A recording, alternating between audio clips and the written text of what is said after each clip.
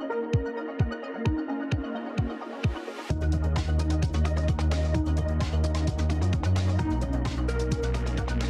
right, should we go live? Maybe we should do live. Oh, hey, what's up, everybody? Welcome to Around the Blockchain. It's your boy, Nick DeMundi, the Nictator, here to give you alpha, to dig into crypto, to what affects crypto and the new wave of money. I am here joined by the best guests in all of the interwebs. In the green box, we've got Crypto Keeper. What's up, buddy? Debate crypto. What's going on? With the hottest takes. Then we've got in the blue box, William Laurent. He's got alpha on the Stellar situation, on the XRP situation. It's getting hot and heavy. Then we got in the orange box, we've got Cassie Wolfe, a.k.a. Duchess of DeFi, a.k.a. Bahama Mama, a.k.a. something else I probably can't say on the stream, but she's always welcome to be here on the show.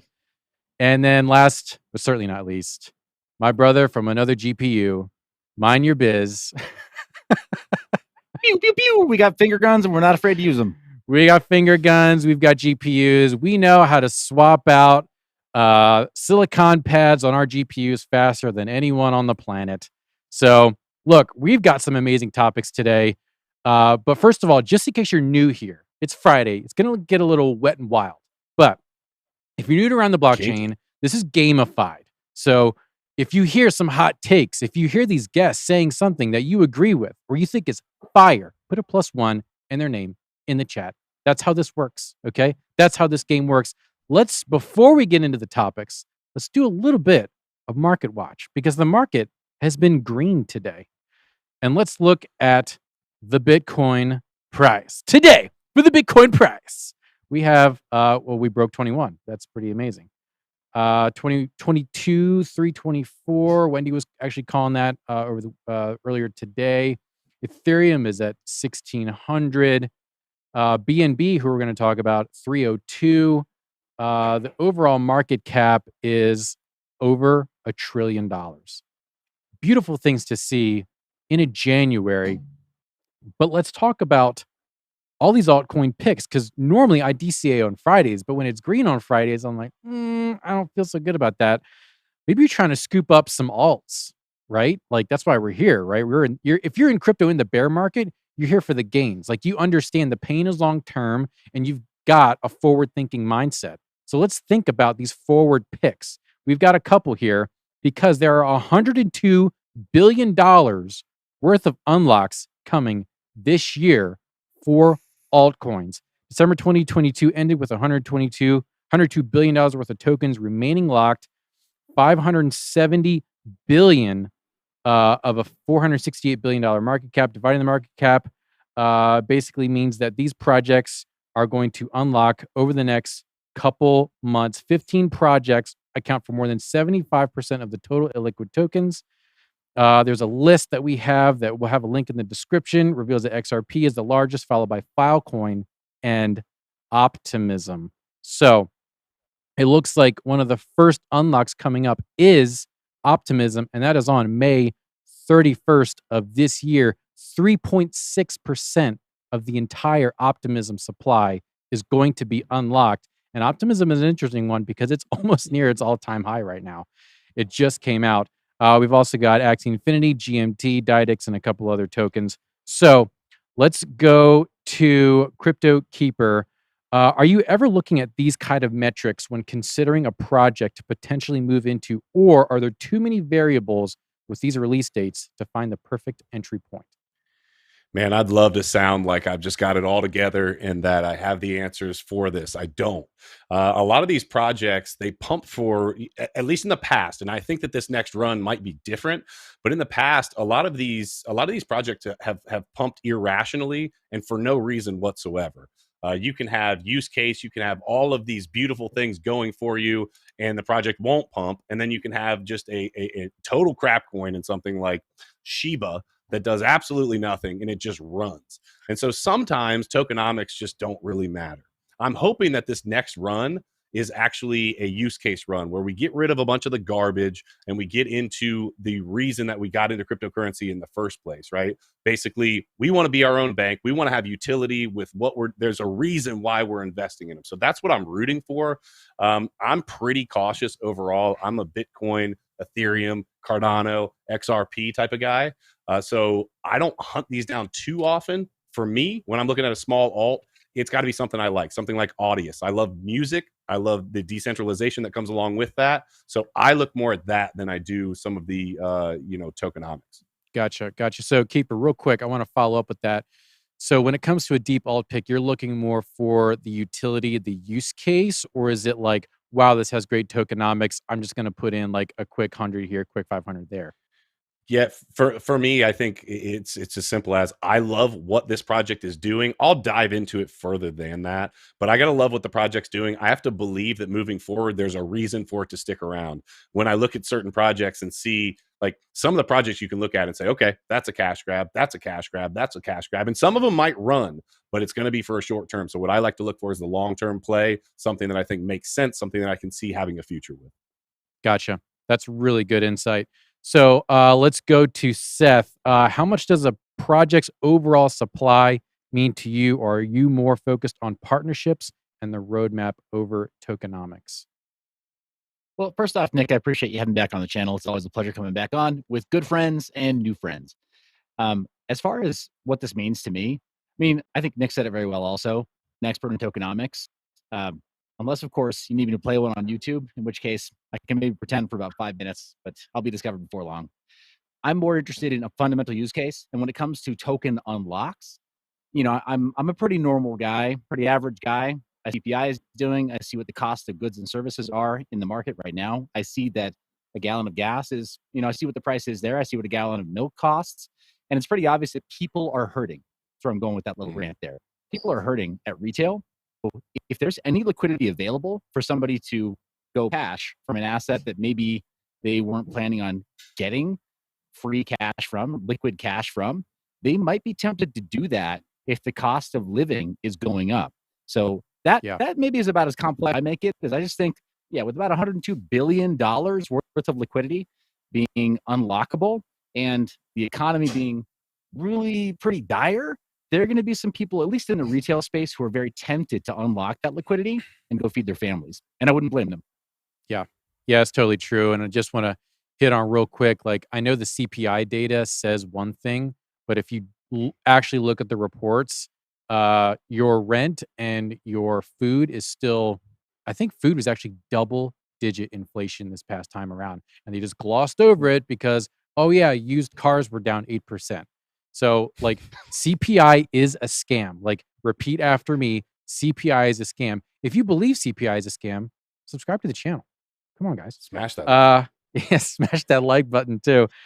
Cassie, how big of an effect do you see these unlocks having on the crypto markets this year?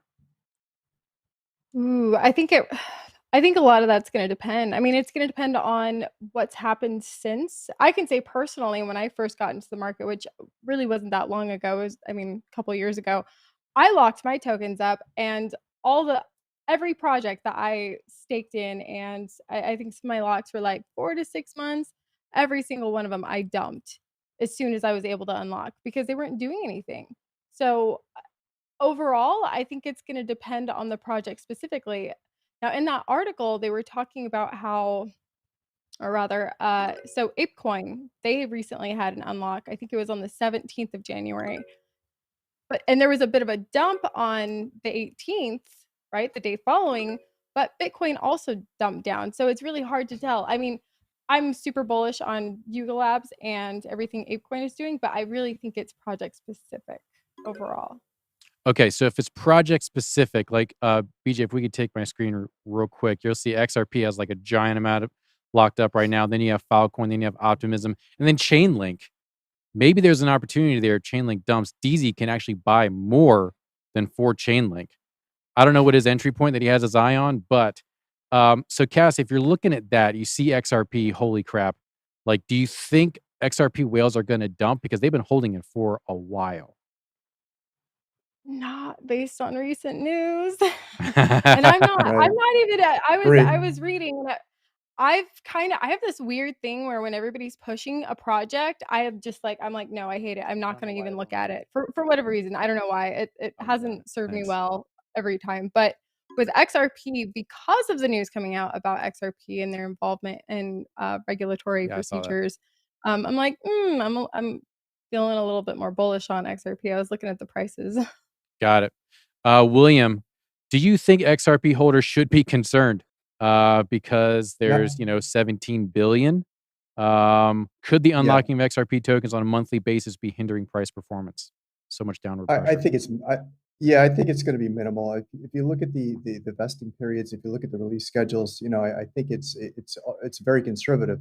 Also, to piggyback on the point that Cassie was making, is that SEC settlement is going to be favorable for XRP. Do I think XRP is going to be the new de facto CBDC? No, but I think still the tokenomics, the fundamentals are still pretty good. The second part of that question, though, is for the smaller altcoins, especially the altcoins that I invest in, right?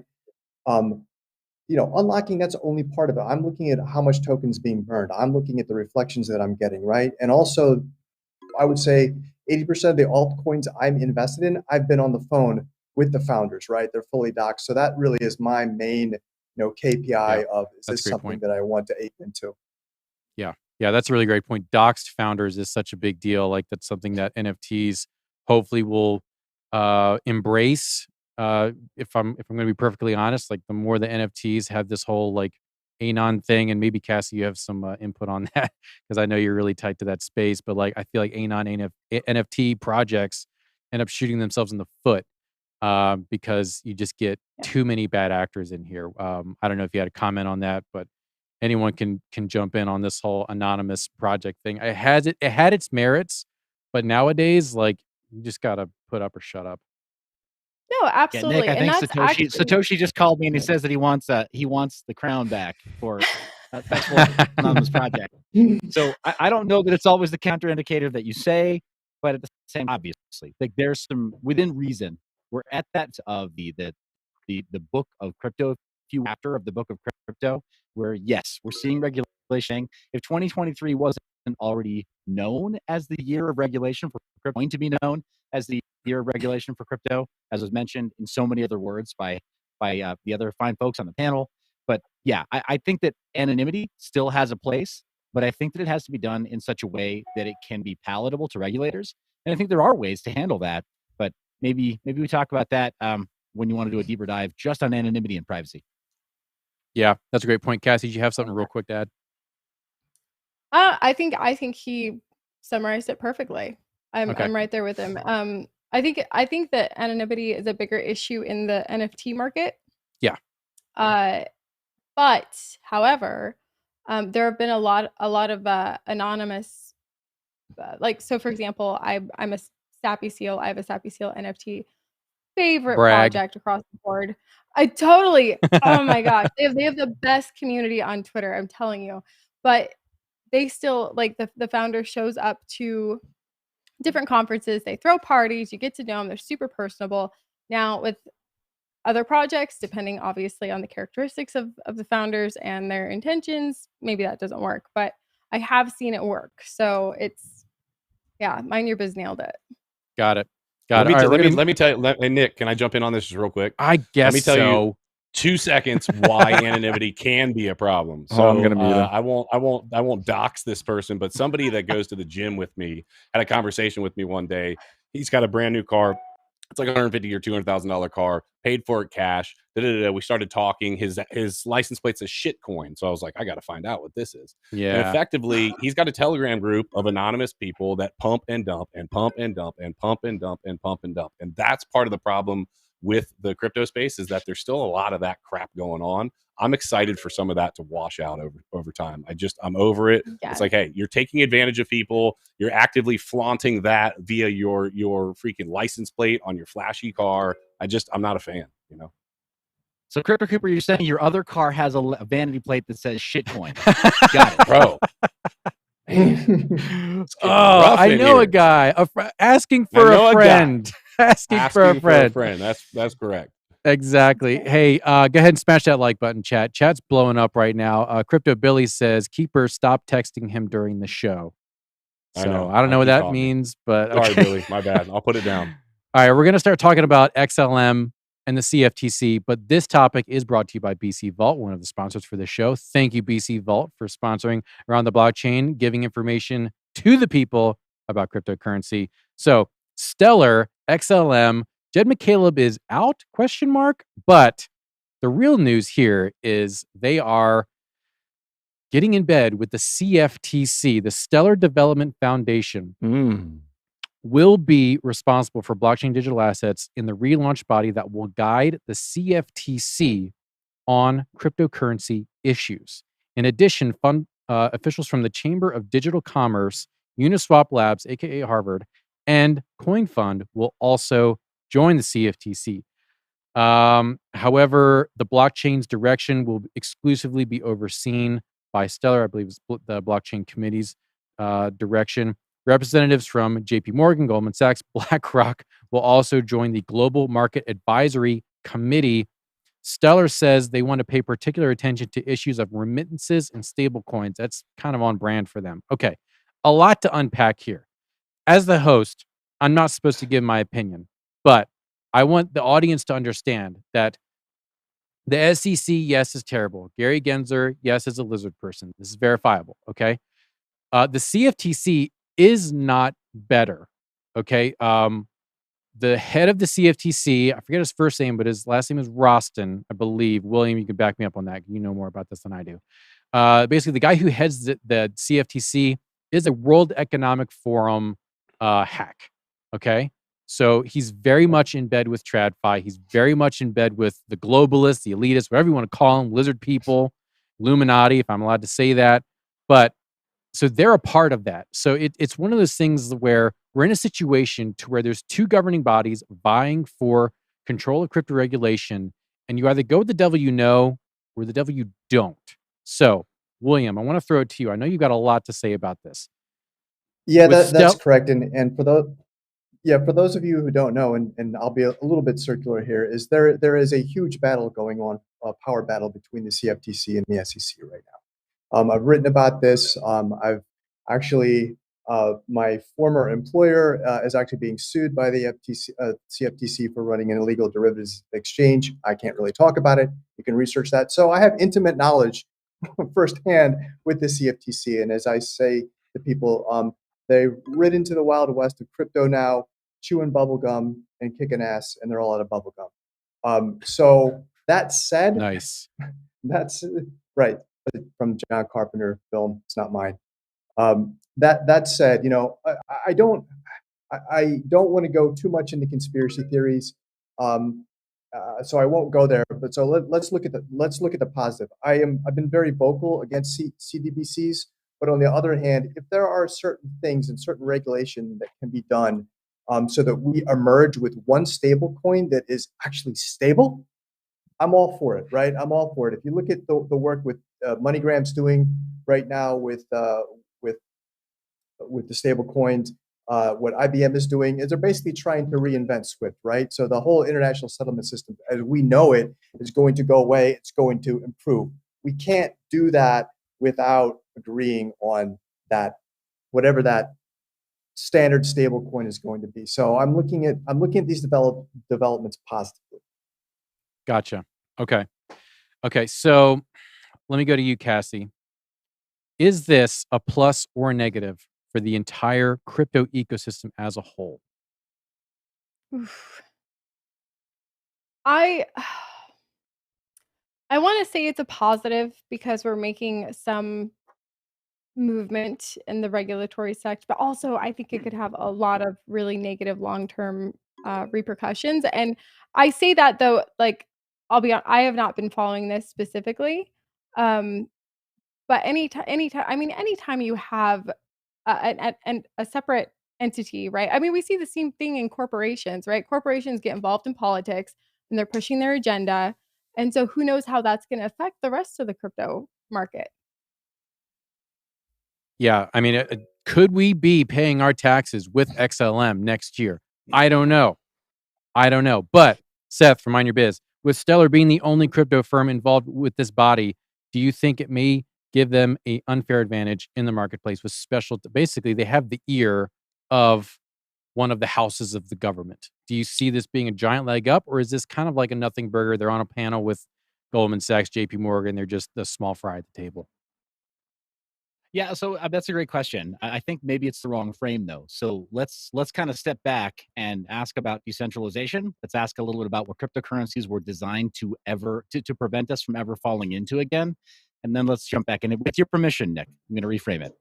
Do it. Because concern is not whether or not these guys are going to win some imaginary race to be first to market with the CBDC, but let's ask more fundamentally, should we, right? What was it, Ian Malcolm's quote in the Jurassic Park, right?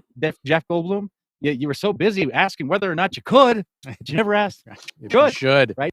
I should, right? So I think we got a problem here. We got a serious problem in that we're asking about who's going to be the first to do a CBDC, and with respect, I do know their perspectives, right? Their opinions about whether or not we should have a stable coin that is, that reflects some of the qualities of the CBDC. I personally disagree.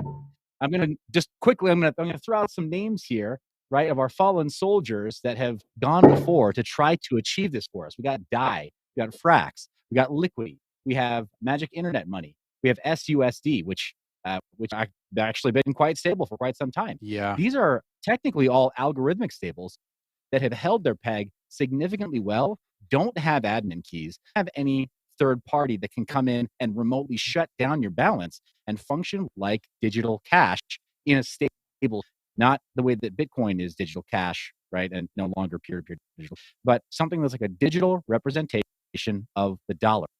Cryptos that help you, the bearer, be empowered to pay for goods and services anywhere in the world permissionless, like cash, without a third-party governing body telling you whether or not there's an expiration on your dollars, whether or not you're allowed to buy, candy that has artificial sweeteners in it, whether or not you're allowed to buy vape juice, whether or not you're allowed to buy cigarettes or anything from the vice industry, whether or not you're allowed to buy dollars from Montana when you're over in Texas or Texas in New York. No limitations. Cash. It's just good anywhere. And I personally, very much, this is a sticking point for me. So if it's Stellar and they're part of that ISO 20022 compliance sort of consortium, good for them. I applaud you, but I don't think that we should. Yeah, I tend to agree. It does make me feel icky. Crypto Keeper, like, what's the play here for XLM? Is this something where you're seeing XLM is going to suddenly have a huge leg up? How are they going to find a way to integrate themselves with the CFTC? And if they have now an unfair advantage, who are they going to try and take down first? Well, I mean, theoretically, you would try to say that they would try to stick it to XRP, to Ripple, just because of the relationships that they're from the past. But do they have an unfair leg up? Somebody's going to. The reality is that these companies are all vying for power. Whether we're talking about Apple, whether we're talking about Amazon, whether we're talking about Samsung, it doesn't matter who we're talking about. We're talking about companies that are vying for your money in whatever form it comes in. They don't care, which then gives them power over you as a whole. And so if it's XLM that is going to be the I guess payment rails for remittances, which is what's happening, cross-border payments, that's what they're trying to be. They're trying to be basically, hey, bank, you want to send this from here to there? Well, we've got you taken care of. We can do it quick and we can do it cheaply, right?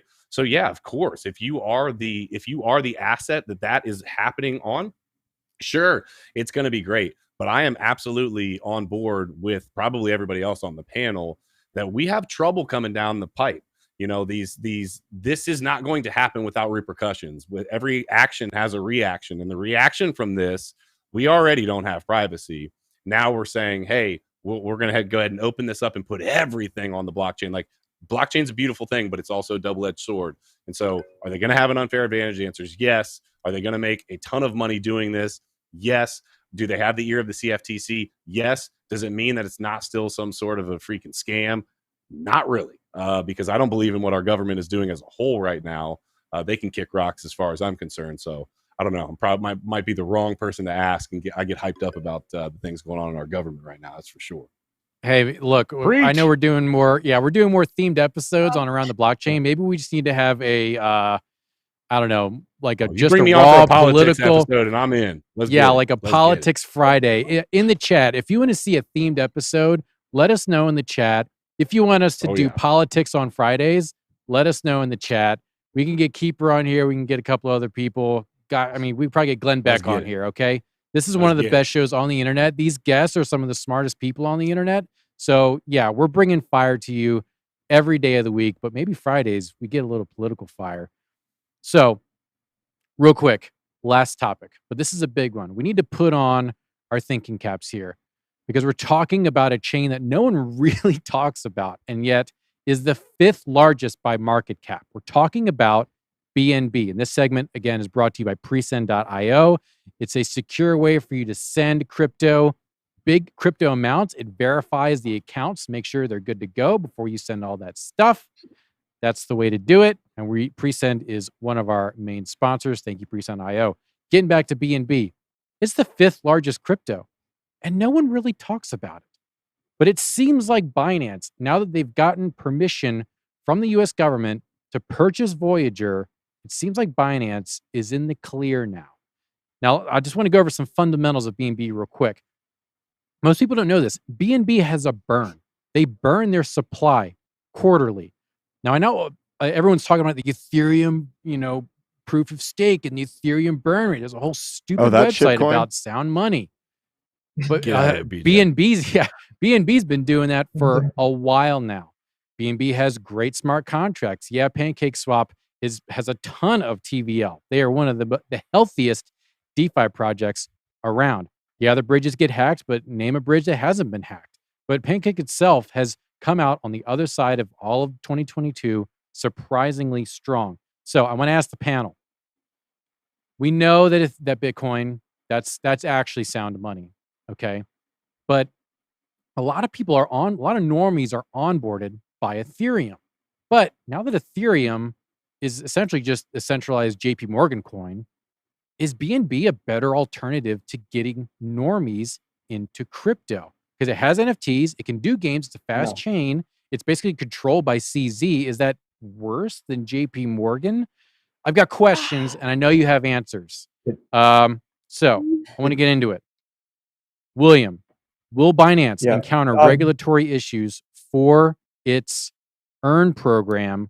Is it going to continue to run afoul of regulators here in the US, or is BNB set up to own the bull run next bull run? No, and I'm going to piggyback again off your last statement is NFTs are the Trojan horse into crypto, right? In a good way. Yeah. And the ecosystem of Ethereum is far superior. So I don't see the new crypto newbies coming in via Binance ecosystem as opposed to Ethereum. On the subject of regulation, I mean, you look at what's happening right now with the proof of reserves. With Mazar has completely left. Look at what's happening. Look at what happened with the FTX token running on their an exchange having their own token is going to go away, right? That legislation is already coming down the pike in Asia. It's already coming down the pike in Europe, right?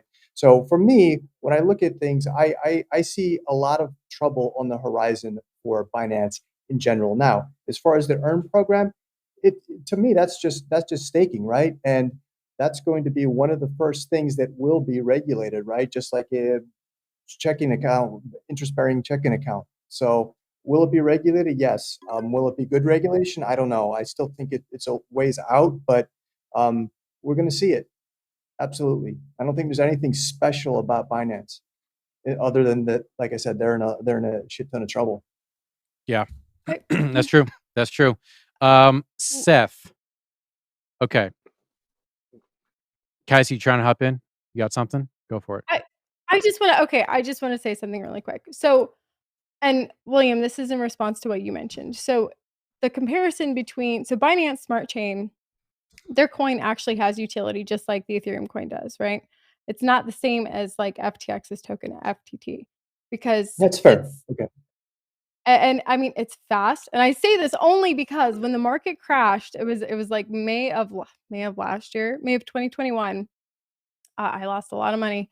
I was like, wow, I can't pay these fees. I remember it was a day in May and I paid like $300 in gas fees on Ethereum to sell some crap meme coin and try to save like what I had left in my bag. And then I switched over to BNB. A lot of people I knew switched over to BNB. Rather, it was because of the meme coins over there, right? It's cheaper to launch on BNB. It's faster. It is centralized. And I posted about it on Twitter a little bit even. And you, like Nick had mentioned, people don't acknowledge it because it's so centralized. However, one thing that I do appreciate about about Binance is CZ is very vocal on Twitter. He communicates with people, he interacts with people. I mean, see everything that just recently happened with SBF, right? He's very involved. And obviously I don't know the guy, but I just, character plays a lot into whether or not I'm willing to invest into a project. And with the burn, their tokenomics are fantastic. And I think they're going to do really well over the next year. Whether or not they're the first, whether or not people go to Binance before they say use Coinbase, whole other thing, because there are a lot of opinions out there that are negative about Binance. But I'm actually pretty bullish on BNB. All the NFT projects that I ape into are on Ethereum. I'll leave it at that. Yeah. I mean, like there is a gigantic first mover advantage that Ethereum has. There is, though, quite a bit of development happening on BNB. It looks like dApps, there are 2,163 dApps were put onto BNB in 2022, whereas Polygon and Ethereum had 500 integrations each. You can see just the sheer amount of development happening on BNB is a sign of strength. I don't even know how Wax made that list, but that's someone from this publication must have been working for Wax. But it's strong. That's the point here. And William, you bring up some really good points. Cassie, yeah, I was enjoying 5-cent transaction fees on PancakeSwap all throughout 2021. You could not say the same for Ethereum. And yes, the Ethereum gas fees have gotten better, but mind your biz. You could probably back me up on this. The Ethereum devs never wanted gas fees to work on proof of work anyways. So they weren't interested in seeing proof of work. They wanted it to fail basically from the outset. So now you have a bunch of change the code jockeys running Ethereum, and that doesn't sit right with me. But Seth, I want to ask you. Either, Nick. Yeah, go for it. Go for it, bro. If you got hot takes on Ethereum, like, look, let's dump on Ethereum, okay? No, that's not. I can do that. Yeah, I can do that because as somebody who's as a reformed miner, I mean, I don't. What am I mining on Ethereum today? As a reformed miner, I've seen all the warts, right? I've woken up next to Ethereum, so to speak, for a lot of moons, and it wasn't always a great. I'm just telling you, right from the inside, it was not always a great picture. But here's the thing. For as many gripes as I have with Ethereum, called ultrasound money and the burning token on the manipulation of the tokenomics in order to achieve that ultrasound money status where they're trying to take a pot shot at the Bitcoiners. You led with Binance taking but them also burning their supply in order to manipulate the tokenomics in order to the value. But beyond that, Nick, it's even worse. You now have a centralized exchange that's part of this utility ecosystem that can functionally print their own, right, on their own order books. This creates a seniorage problem too. I'm going to say something really dumb. It'll sound really smart, but it's actually really dumb. Right. They have a seniorage problem with their token, right? So where they're the issuing authority, they also have a centralized exchange where you can use this particular token and speculate on it. It takes some of the worst aspects of Ethereum and ETH as a utility token and actually makes them worse. What was that number 2 thing on that list? The number 2 token? Does it have an exchange? Does it have the ability to burn tokens? Is it doing a burn in order to prop up the value? I don't think it does. So I think the next nearest competitor, AVM race, to help those who are using NFTs and used to trading using a Uniswap style decentralized exchange and used to the sort of MetaMask lifestyle. I don't that BNB is it. I think that we got very complacent with centralized issuing authority with Binance. I think we addicted to low fees. I think that degens who are looking for a quick flip and looking for shit coins that they could issue with zero gas fees. I think they got addicted to Binance as well. And I don't think that it's net positive ecosystem. I think if anything, we got used to more scams. We got used to more rug pulls. We got used to more bridge.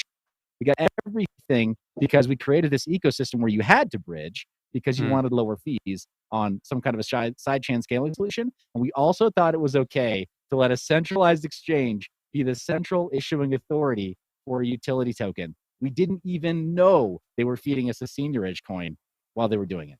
So there are a lot of problems here. And yeah, ETH ain't perfect. BNB ain't it. Keeper is clapping. It sounds like one giant commercial for Cardano.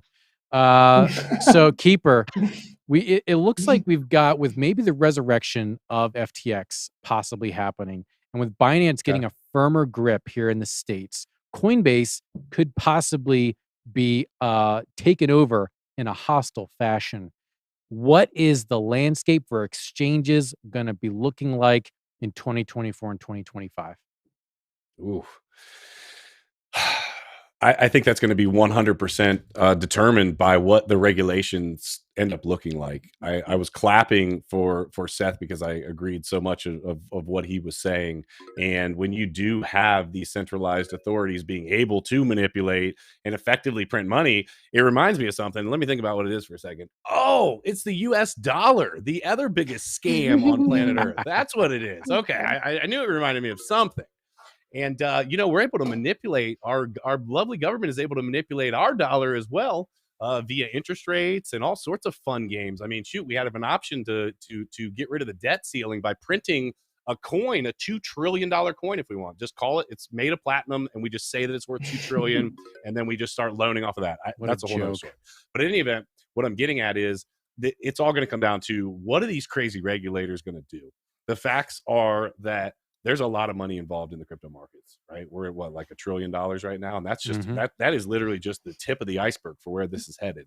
And, because there's so much money, because it is such a, it is effectively it has to be scary to these government bodies to see an asset like Bitcoin, even when it's down in the dumps, being worth, $500 billion or whatever the market cap right now is. It's probably higher than that. Because ultimately, theoretically, the people could opt out of the dollar. We could, because value is just what multiple people agree on. And if everybody just agrees, hey, you know what? Screw the US dollar, we're moving over to Bitcoin, and that's what we're going to exchange, and these companies agree, and all these people start to agree, then boom. But ultimately, the issuing authority, or not the issuing authority, the authority that be, which is going to be our government, which is who taxes us, which is who makes all the rules, who makes all the debt slaves, are going to make the rules such that they are the benefactor. That's just a fact. And so if they think that Coinbase is going to be the one to bow and pay homage to our government, then they're going to bless ominous dominus Coinbase. If they think that Binance is going to be the one that's going to do that, then they're going to bless them. The reality is they're self-serving. However they can do that, it doesn't matter. Does it serve us? Yes. Boom. Are they going to listen? Yes. Boom. Okay. There you go. You're in charge. Let's see it. And I think that's where we're headed. Gotcha. Wow. All it takes to get the chat going is two Nicks talking about politics. I want to do a round robin real quick. Round robin. Is 2024, with all the lessons that crypto has learned from centralized exchanges, is 2024 and 2025 bull run going to be the moment for DeFi, starting with Keeper? Yes or no? No, I think that unfortunately we're going to move more and more towards centralization. Okay, is that all I'm allowed to say? Is just a hot take, or just hot take? No, we're moving towards centralization. Yeah, okay. Centralization. Yeah. William, what do you think? No, not yet. We're not ready. The technology is not mature enough. We're still going to have bridge attacks. We're still going to have coins being wrapped, and it just a really crappy way of integrating all these things. So no. Gotcha. Seth? As far as, yes, it is going to be the year of decentralization, but will you be a part of it? Probably not. By the way, I have something that I wanted to drop after Cassie goes. I know, weird. Please. Okay, Cassie, what's your take? What? And then we can do Seth's weird thing. Yeah. I mean, I think I'm kind of the same. I would like to think that it's going to be the year, but I don't think for most people. We are moving closer to centralization. Me being a fan of Binance, I also, it really comes from an angle of adoption is going to happen, but it's likely going to happen in a centralized way, right? Like people are going to be looking at ease of access, UIs. I mean, all of that is going to come into play, and MetaMask is not easy to use until we're able to make it simpler for people to actually participate in DeFi, and we take care of some of the issues that William mentioned. It's just not going to happen. So Yeah, absolutely. Yeah, onboarding is not a comfortable process for anybody until we fix that, right? Yeah, MetaMask, there's a great point. Just trying to get like the guy who works at Nationwide onboarded and buy an NFT. That's like a 2-hour process. Okay. Yeah. Like going from zero to owning an NFT is a 2-hour process. And that's insane. So my heart wants it to be ready to go by next year. But honestly, guys, it feels like it's 10 years away at this point. Seth, you had some weird thing to say. What go for it. I did, and I apologize because my wife, Mrs. Mind Your Biz, is telling me that if I don't donate my points to Cassie, that I'm sleeping on the couch tonight. Can you please help me? A point donation, BJ. Wow. Has that ever happened? Never been done. Hold on, let me see. Yeah, you can donate here. 4 Okay. to her. You can donate 4 to her. This is some Pennsylvania election shenanigans going on. No We're kidding. counting Arizona ballots as well. after the fact. That's right. What is I don't this? know. I say let him sleep. I say let him sleep on the floor. What kind of what wow. sort of banana republic is going on right now? Okay, well look, I don't know. Cassie, you better bring is some that like a heat in here. sausage You better fest? bring some fire. all right. Well, I mean, a shocker. Keep. Oh, I know that one. This was stolen from Keeper. Cassie, you win. I just Take it don't- away. Take it away. Give us your spiel. My spiel. I did not prepare a spiel. Thank you so much. Like seriously, this. Oh my gosh, this is my second time Don't on cry. this show, and I know I'm like over here, and I absolutely love everyone that has appeared with me, and like I've had the most amazing conversations. Please follow everyone here. And yeah, thank you. Oh my gosh, tell your mom tell your wife I said hi. Damn, Freudian slip on my behalf. What are you trying to do? There we go. Gee whiz. Hey, that's all it for Around the Blockchain. William, Cassie, Seth, Nick, y'all are amazing. Chat has been on fire today. Really appreciate it. Give everyone here a follow. All these folks are going to be back again. You're going to hear from them more. I've been your host, Nick DeMundi. BJ has been on the board. Look, go outside, touch some grass this weekend, hug your kids, like be out, be a part of humanity. Call a friend that you haven't called in a long time. But that's all I got. Appreciate it. Hit that sub and subscribe button, like button. Later. Bye. See you at the top.